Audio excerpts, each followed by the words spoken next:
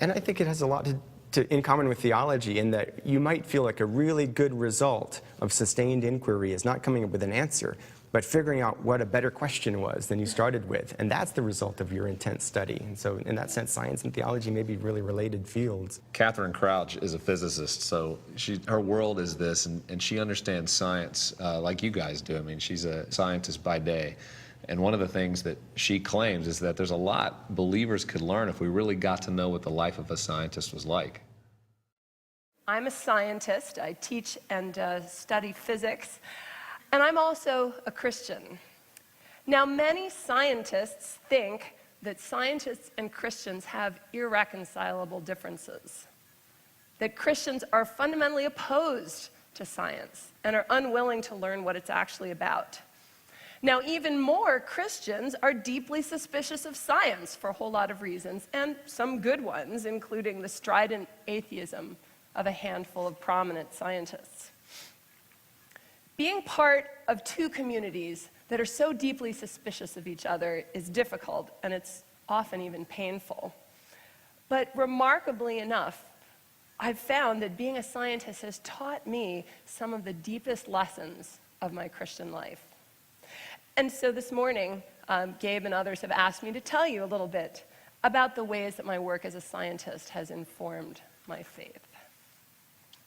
So I became a scientist because over and over, when I was a child, a teenager, a college student, I experienced the sheer delight of understanding the amazing physical mechanisms that are at work in our universe.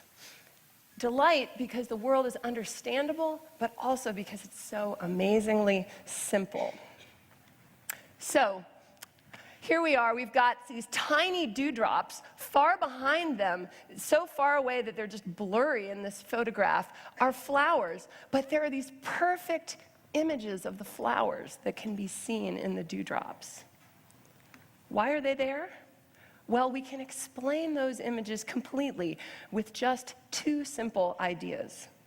One is that light travels in straight lines until it comes to the boundary between the air around the dewdrops and the water that forms the drops. And the other is that the light slows down in the water, so it has to bend. Now, in fairness, it takes me 2 50-minute periods of my introductory physics course to actually work out the details of how you get from those two ideas to those images. And I don't have 100 minutes this morning, so I'm not going to, and some of you are probably relieved that I'm not going to.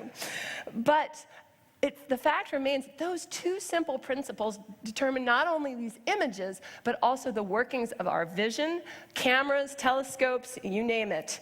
And then even more remarkably, it turns out that not only light, but also magnetism and electricity all come from a single founding principle. The orderly intelligibility of the creation around us points us towards both the power and the trustworthiness of God. The more we understand, the more we marvel not only at our Creator's handiwork, but the one who spoke it into being